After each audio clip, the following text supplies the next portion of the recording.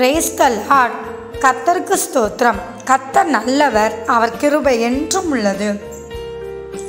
இந்த நாளுக்கான வாக்குத்தத்தம் செப்பனியா 3வது அதிகாரம் 20வது வசனம். பூமியில் உள்ள சகல ஜனங்களுக்குள்ளும் நான் உங்களை கீர்த்தியும் புகழ்ச்சியுமாக வைப்பேன் என்று கர்த்தர் சொல்கிறார். ஆமென்.